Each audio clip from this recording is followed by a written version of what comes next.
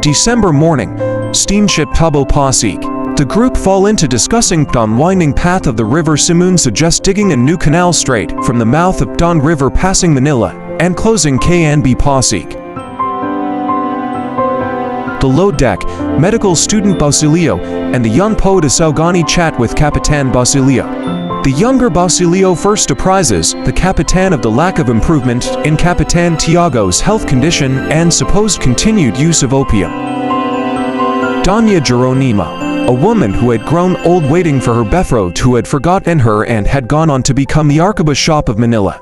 St. Nicholas, about an unbelieving Chinaman who attacked by a Cayman, SNV. St. Nicholas, and the Cayman turned to stone. Tails, experiencing some improvements in his family's fortune, decides to clear a portion of the woods to cultivate. During their first harvest, a religious corporation claims the land as their own and exacts an annual fee from Tails. He pays dutifully, but begins to rebel, and the fee becomes exorbitant. He takes the religious order to court, arms himself and begins patrolling his land. Basilio's arrival in San Diego is delayed, as his cochero had been detained and knocked about by the Guardia Civil for forgetting his cedula. They are delayed a second time, as they wait for the Christmas procession pass. Basilio steals out of the house at midnight and heads to the old wood previously owned by the Ibarras, and now belonging to Capitan Tiago. He visits his mother's grave by the Bali tree and recalls the night 13 years ago when his mother died on the spot and a stranger came and helped him bury his mother and burn the body of another stranger. Simoon confesses that his goal is to destroy society's system of corruption by encouraging the vices and greed of the governing powers with his wealth. Early in the morning, Yuli prepares to leave Tandang Selo to begin her new employment in payment for the money loaned for her father's ransom. She tries to keep her spirits up, but she is miserable. Certain townspeople do not feel particularly bothered due to the misfortune of Tandang Selo and Cabesang Tail's family.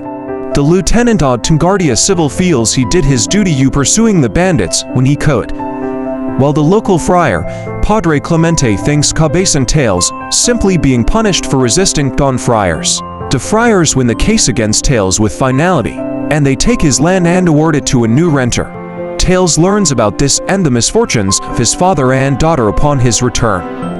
At the same time, he receives a court order to vacate his house. Simoon sells his jewelry. At the house of Cabesang Tails, Simoon shows off his revolver to the Cabetha. The rich people of San Diego and Tiani gather there to see what precious gems they can purchase. The following day, Simoon discovers that Tails has stolen his. Shortly after, news spread about the murder of 3 people: the new tenant, his wife, and Don Friar administrator. In the crime scene, a piece of paper is found with the word Tails written in blood. The Governor General enjoys a brief respite in Las Barras together with his advisors and some friars.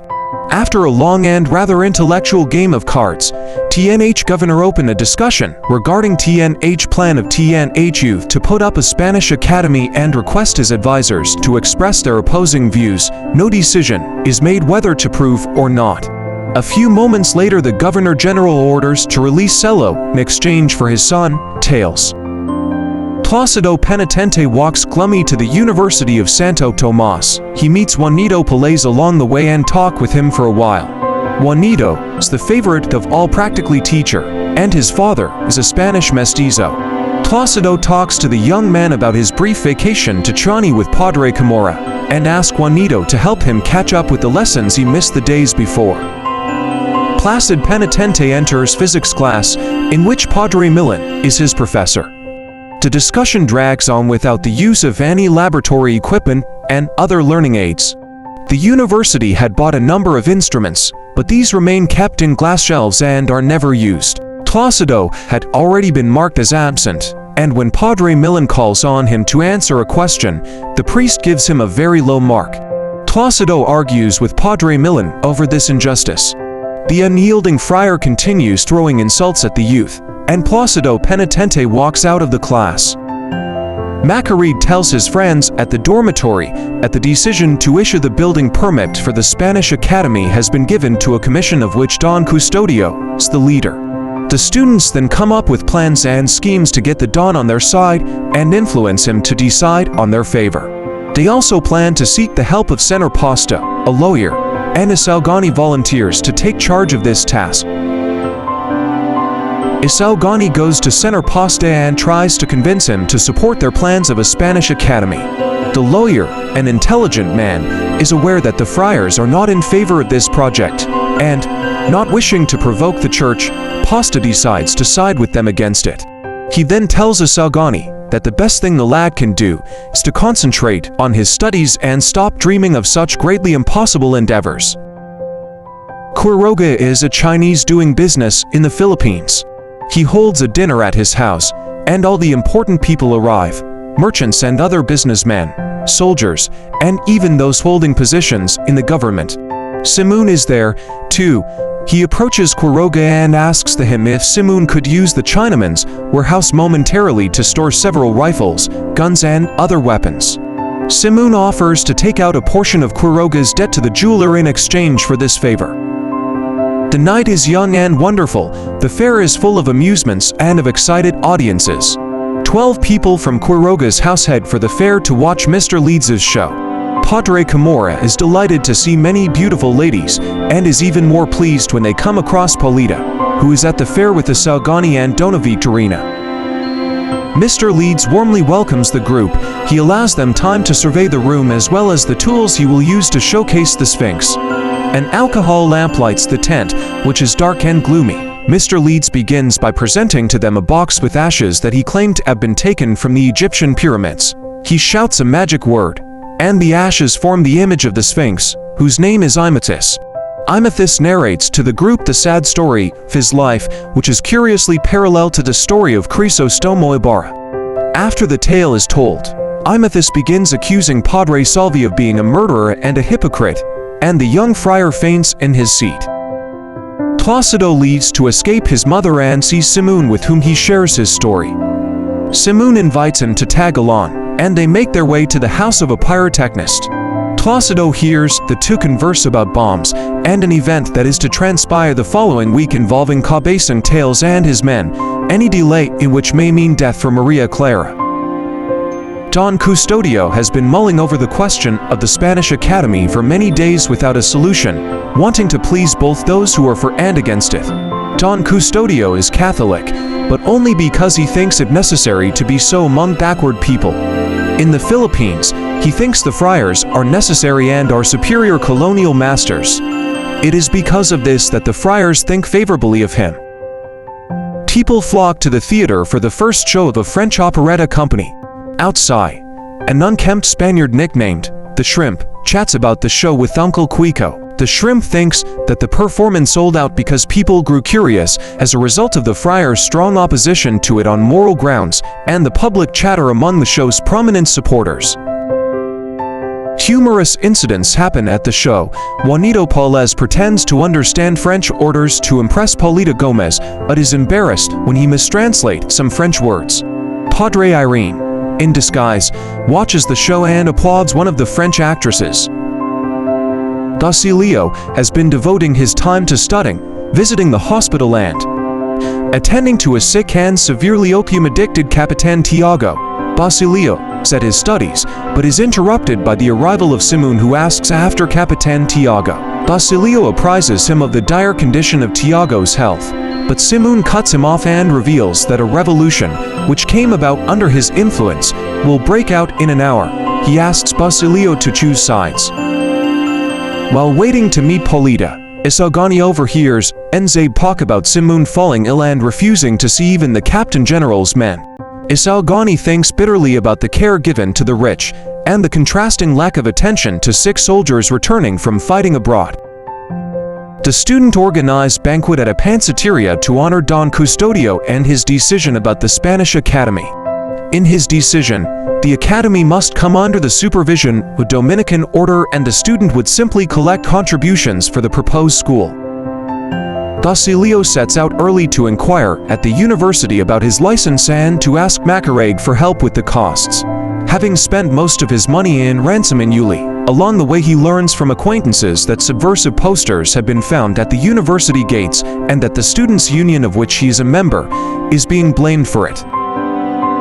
Padre Fernandez hears Salgani's impassioned speech to his fellow students and asks to speak with him. Padre Fernandez deflects blame by reasoning that the friars are limited by the government's laws. He asks Salgani for a simpler request that the friars can grant, and Salgani asks that students be treated better, to which the priest responds that the students should change first. In the afternoon, there is talk of the students having allied themselves with outlaws to take the city by surprise. Padre Irene tells Capitan Tiago that some have advised the Captain General to implement a reign of terror. The more moderate suggest only a show of force. Capitan Tiago passes away of fright from the priest's stories. Padre Irene is the executor of Capitan Tiago's last will and testament, which divides most of his wealth among the nunnery of St. Clare and various other religious entities and orders. He revokes Basilio's legacy of 25 pesos, but Padre Irene declares he will pay this anyway out of his own pocket. News of Basilio's arrest reaches San Diego, and Yuli is devastated, more so because people say the arrest was motivated by revenge against her and her father. Yuli thinks Padre Camorum may be able to help free Basilio, but shrinks from approaching him when she remembers how the priest asked her for certain sacrifices in exchange for his having procured Julie's grandfather's freedom. One high official advocates for Basilio, believing he is innocent, and argues with the Captain General. The official tells the Captain General to treat the Filipinos better, to give them no cause to reproach Spain. The official ends up resigning shortly after the argument and heads back to Spain. Salgani passes only Padre Fernandez's course, but is suspended from the others. Only Sandoval is able to sway the examiners in his favor. Basilio remains in jail, where someone brings him the news of Julie's passing. Simon recovers from his illness and is rumored to be leaving soon with the Captain General at the end of his term. In the interval, he is purported to have become the business partner of Don Timoteo, Juanito's father. Basilio, having been released from prison through Simon's intercession, visits the jeweler. Basilio castigates himself for forgetting his mother and brother's misfortunes and pledges to support Simon's plans for a violent revolution. Simon welcomes his support. He reveals that he plans to ignite dynamite hidden in a decorative lamp at 9 in the evening during Juanito and Paulita's outing party, at the venue of which sacks of gunpowder are hidden. While waiting for the agreed time for the uprising, Basilio whiles away the time. His thoughts swing between feeling sorry for the jilted Salgani and anger over Julie's death and his own broken dreams. He heads off to Capitan Tiago's old house, now owned by Don Timoteo, where he witnesses the lavish preparations for the evening wedding party. It is revealed that the Captain General will be bearing a lamp, confidentially procured by Simon, as a wedding gift at the dinner party. Basilio sees Simon leave the house and knows the lamp has been lit. He flees and meets Salgani, who is in the street hoping to get a glimpse of Paulito. In the hopes of saving his friend, Basilio reveals the planned explosion. Salgani rushes toward the house. Denzabe writes an embellished account of what transpired at the wedding party, making the Captain General appear more heroic and the distinguished guests more stoic than they had actually been in the face of danger. His editor returns his work unpublished following the Captain General's orders not to discuss the incident. While on a visit to the wealthy Orenda family's house, Salgani listens to Chicho relate how he had been to Don Timoteo's house in time to witness the discovery of the sacks of gunpowder there. He also reveals hearing the rumor that government staff believe Simu is the culprit. The civil guards are now looking for the missing jeweler. Momo, the fiancé of the eldest Orenda girl, who had been at the party, then relates how an unknown thief had stolen the lamp at the Captain General's dining room. Chicho then shares the prevailing belief that the lamp was meant to ignite the gunpowder and set the house on fire. Along a mountainside, soldiers escort a group of individuals suspected of being members of the feared Matanglawin's gang of bandits. The soldiers cruelly whip their already exhausted detainees, and one soldier called Carolino speaks up in protest against the cruelty to no avail. As they move along, unseen individuals shoot at the soldiers from an elevated position screened by trees. The corporal at the head of the soldiers immediately orders the shooting of all prisoners and then orders his men to fire at their invisible enemies. The light is turned on. Simone is no longer living, according to Padre Florentino. Padre Florentino prays to God for mercy on those who, like Simone, have wandered from the path of virtue. The servants kneel and pray for Simone's body. Padre Florentino removes Simone's iron box from the cabinet. He walks over to Salgani's favorite spot on the bluff, where he usually sits and watches the surf.